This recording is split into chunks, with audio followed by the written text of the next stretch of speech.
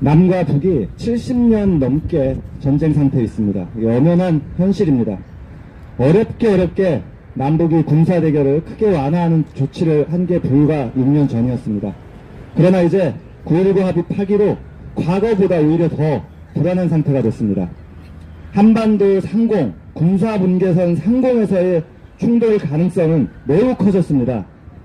한반도 상공에서 상대 측 정찰로 인해 전쟁 날 뻔한 위기들이 있었습니다. 실제로 1969년 동해에서 EC-121이라는 미군 정찰기가 북한 전투기에 격추된 일이 있었습니다.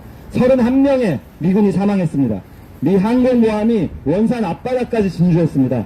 당시에 전술 핵으로 북을 공격하는 그런 안까지 구체적으로 검토됐다는 게 밝혀진 바 있습니다.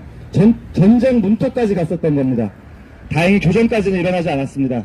1994년에는 군사분계선 상공에서 미군 정찰 헬기가 격추되는 일도 있었습니다. 미군 1명이 사망하고 1명은 생포됐습니다.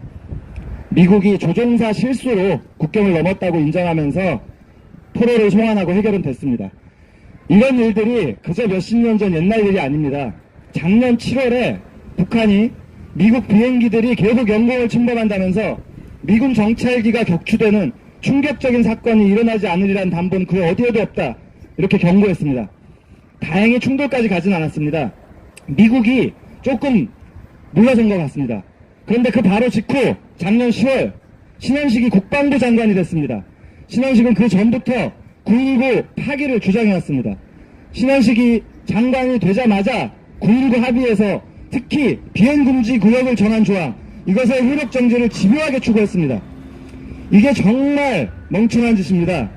정찰 기술이나 장비들, 미국, 한국, 북한 다 과거와 비할 바 없이 발전했습니다. 북한도 한국도 이미 정찰 위성을 올렸습니다. 어차피 정찰은 주로 미국 몫이었고 사실 미국은 9.19 합의에 구애받지도 않았습니다. 정찰에 아무 문제도 없었던 겁니다. 문재인 정부 때 군 지휘관들, 국방부 모두 9.19 합의로 손해를 보는 건 오히려 북한이라고 객관적 근거를 가지고 다 얘기했던 겁니다. 이런 명백한 사실과 합리적 조치를 이해 못하고 9.19 합의를 깨버리겠다는 자들, 극우 반북 대결주의자들, 그들밖에 없습니다. 한국군이 대북 정찰 비행을 통해서 얻을 실익은 없습니다. 위험천만한 충돌의 가능성만 획기적으로 높인 겁니다. 군사분계선 상공에서 우발적 충돌 일어나지 않도록 억제하는 안전핀을 완전히 없앤 겁니다.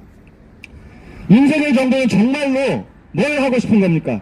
북한의 위성 발사는 핑계 아닙니까? 벼르고 벼르던 거 아닙니까? 윤석열 정부의 전쟁 극우 세력은 북한에 대해서 마음대로 군사행동을 하고 싶은 겁니다. 어떻게 되건 북한을 힘으로 한번 제압해보겠다는 겁니다. 한번 붙어보자는 겁니다. 정찰기 무인기 다 띄워서 북한 올라타고 내려다보고 싶은 거죠.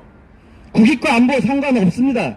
자기들의 대북 침략 야망을 기어이 실현하고 북한을 힘으로 굴복시켜보자는 객기에 불과합니다. 윤석열 정부의 군수뇌부, 이런 무모한 자들이 얼마나 위험한 행동을 할 건지 정말 우려됩니다. 아마도 미국이 받쳐주고 있다고 생각할 거니 굽히 풀린 망아지처럼 날뛰지 않을까 심히 걱정됩니다. 공중에서의 충돌은 순식간입니다. 최소한의 안전핀마저 사라진 상태에서 대북 정찰 비행 군사행동이 언제 어떤 충돌을 일으킬지 모르겠습니다. 우리는 걱정만 하고 있을 수는 없습니다. 위기가 고조될수록 충돌을 향해 더 폭주하는 윤석열 정권을 하루빨리 끝내야 합니다. 그래야 우리나라, 우리 민족의 공면을 받고 국민의 생명과 안전을 지킬 수 있습니다. 더 볼 것도 없고 기다릴 것도 없이 윤석열을 끝장냅시다. 탄핵이 평화다. 탄핵만이 살 길이다. 윤석열을 탄핵하자. 탄핵하자! 탄핵하자! 탄핵하자!